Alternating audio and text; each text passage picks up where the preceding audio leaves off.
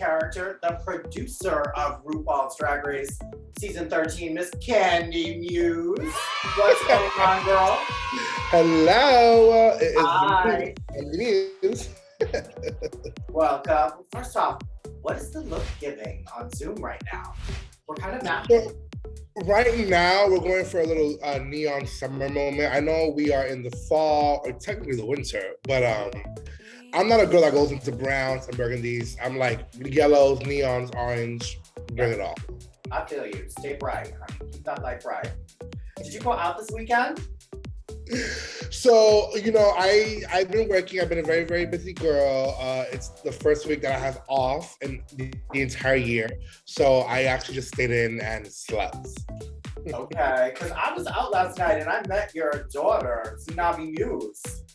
Oh, so you must have been at the queue for Heartstart. Yes, honey. I saw her before she performed. She looked really good. Yeah, because then she gets drunk and gets real sweaty. Oh. So who makes the cut to be a part of the Muse family?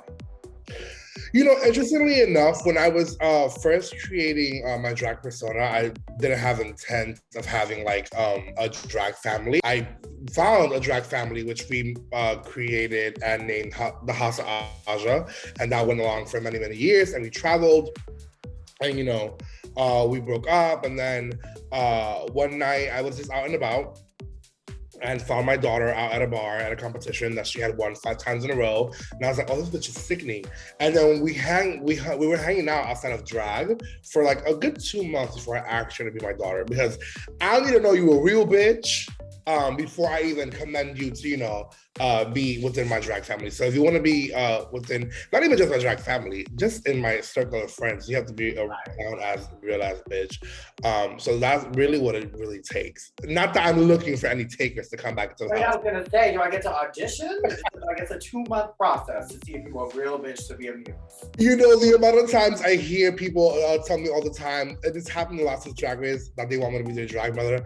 I'm like, listen, I have 2 drag daughters and I've neglected both of them. I promise you don't want me as your mother. I want to talk to you about nightlife in general. Like, even before going on Drag Race, you were very much a part of the New York City scene and like one of the most booked queens. Yeah. I think at the time it was me, Jasmine Rice, and I believe Britta Filter. We were the most booked girls in New York City. I worked 6 nights a week prior to getting on Drag Race. And I listen, up until that very last night of the pandemic. All right, I still remember March 15th. It was a Sunday. I remember very well. So what would you say what does it take to be a successful New York City queen? Just like the heart, the determination? Like, what's the key to this? God.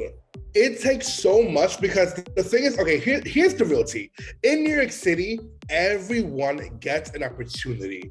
Girl, you can start drag today and tomorrow you have your own show. You can call yourself a party promoter and tomorrow you have your own party at a club. Does not mean it's going to be successful. Why do you stand out? Why should I come to your show or your party? So me, when I was putting together my weekly shows and my weekly parties, it was like, okay, how can I make this different than the next bitch? A lot of New York City queens, especially in Manhattan, like to do Broadway and mixes. We went with the more urban route with our show. A lot of parties were very catered to the white audience. We went the more POC route. It's about what can you do different from the next bitch? Because the reality is there are 15,000 parties happening in one night in New York City. Why should I go to yours? So you're known for best at memes, sitting alone in VIP, right? Tell me, who has been some of the gag-worthy celebs you've been able to meet out and about since doing Drag Race? Oh my God. What's funny enough, because you get on Drag Race and you never expect things to fruition into reality. You get on this TV show, you want to be your queer little self and it's cute.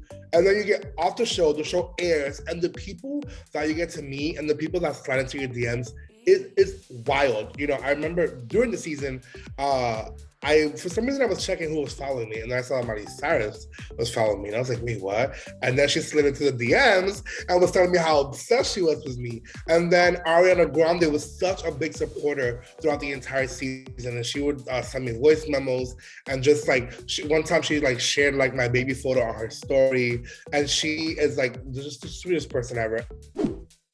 So if not Drag Race, like what TV franchise do you see yourself doing if you were to do another reality show next?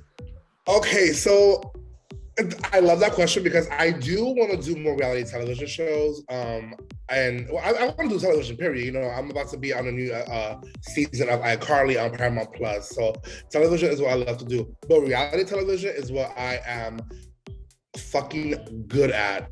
Baby, I will untuck their first Emmy Award. Okay, let's keep it real, talking how it is. Because I grew up watching I Love New York, Flavor of Love, Shot All Over Tequila, you know, all the trashy reality television shows I just adore. And I think there's such a magic behind trashy TV. And maybe Survivor. I was actually just talking about with someone the other day. I said, wouldn't it be crazy if I went on The Amazing Race? Could you imagine? Would you do it as Kandy Muse? I would have to consider doing it as Kandy Muse. I think that to expand my brand as me, I would definitely want to trek through the forest in full drag. Why not? It adds character. So let's tap in on your own show. Okay, so you said you love Tequila, you love Rock of Love, so it would be dating. Are you single? I think I am. Yeah, yes. The answer is yes. I am single. Yes. I don't know why I hesitated to say that. Yes, I am single. Okay, the hesitation was real though. It was, but I am.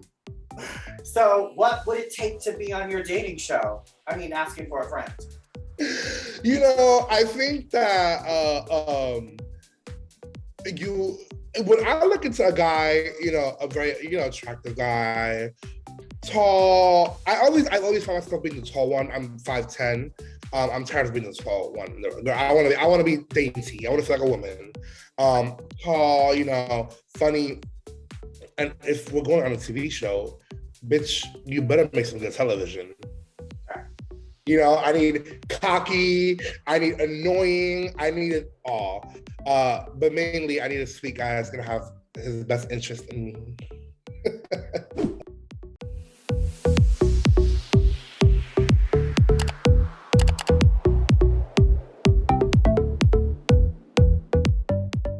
Earlier this year, you were nominated on the MTV Movie Award, The Fight with Your Fellow Contestant, Tamisha Iman. Mm-hmm. One rule closes the show with everybody say love, but do you think Drag Race could really exist without the shade? Drag Race really was made up from, you know, back in 2009 when drag wasn't in the mainstream. Drag Race was made up from what was happening at the clubs. At the clubs, what happens is the girls are shady to each other. And that is just bottom line, cut and dry. It is drag. You know, as much as we love and respect each other, there is always going to be some underlying shade. So, you know, there's always going to be some jealousy. It is drag. We are men or women in wigs. And the tea is when you put in a pressure cooker, filming a TV show for 15 hours a day, and you might be going home, and the next bitch next to you saying some slick shit, then baby, you know, a drama's gonna happen. And that's just, you know, and now everybody say love, absolutely. We should all love and respect each other. But I'm not watching a TV show to see the girls sing Kumbaya at the campfire. You know, back in season 1, 2, 3, 4, 5 was when the good untucks were happening, when the girls didn't care about what the fans had to say and about not having a career after the show because of what people think about them. You know, those were the good untucks. And that's why when I went to my season, I was like, well, baby, there are 7 cameras here, so we're gonna make some magic. Well, I mean, speaking of RuPaul's Drag Race, the new season's coming up, and you know, who are you liking from Meet the Queens? Who's your favorite? You know, this is I think it's one of the youngest seasons ever that's been on Drag Race history. So that should be real interesting. I'm excited to see that. And this summer, when I've been traveling post Drag Race, I've gotten to meet some of the girls. I've gotten to meet Bosco and Georges. I've known Carrie Colby for a while. I've known Jasmine Kennedy from New York City. I've known of Cornbread. So I'm really excited because I don't really know these girls personally, where I get to kiki with them every single weekend and call them up. I get to kind of watch this season with fresh eyes. And the magic, you kind of lose the magic once you've been on the show. You're kind of like, okay, you know, after my season, there was like Australia and UK 3 and so many seasons. So I was like, oh, the magic is gone for me. But there's something about season 14 that I'm excited to watch because I don't really know any of these girls. You're not really expecting anything. You know, with my season, you had me and Simone from House of Avalon. You had Gottmik. You had Rose. You know, you had expectations for these girls because you've known of these girls prior to Drag Race. But with this one, I don't really know much about all of them. So I'm super excited to see, you know, what goes down. Especially because, baby, I know that is a hard fucking TV show to do. It is so difficult. No one understands how much money and time is spent going into Drag Race. It is so hard. So I would love to see some other girls suffer like I did. Suffer while you become a fan again, right? Exactly, yeah. You lip synced 3 times and survived all 3. Like, for the new girls coming up, like, what's your advice and what makes a good lip sync?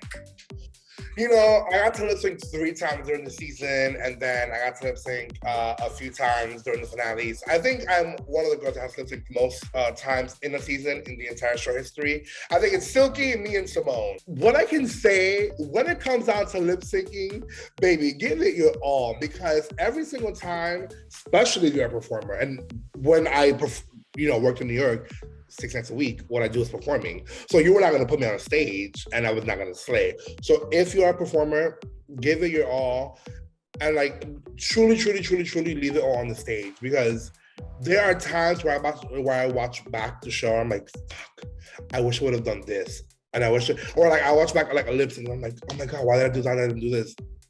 Leave it all on there.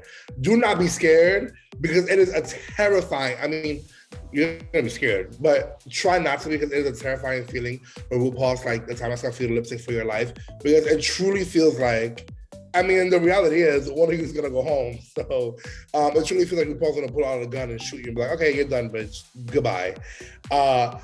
So, you know, I'm excited to see who's a performer who's not on this season, because I think that my season, on season 13, we had some amazing lip syncs and some amazing lip sync artists. So I want to see who flops the hardest on season 14. So we close our show and our interview with our segment, Who Would Always Be on Your Guest List? It could be anybody you want. Oh my God. Honestly, there would be 3 people on my guest list at all times. One of them will be obviously Miss Ariana Grande. Love her. She's such a sweetheart and so supportive. Love Miss Ariana Grande. The other one will be Miss Jada Essence Hall, the winner of season 12. That is my girl to death. And you know what? The third one will be Rosé from my season. You know, me, Jada, and Rosé just finished a Halloween tour where we got really close. We have a group chat with us 3, and those are my girls. And Ariana Grande loves all 3 of us. So why not? Me, Ariana, Jada, and Rosé, baby, that is a party. I guess it's anywhere.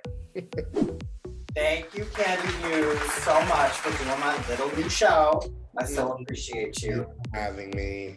All right, baby.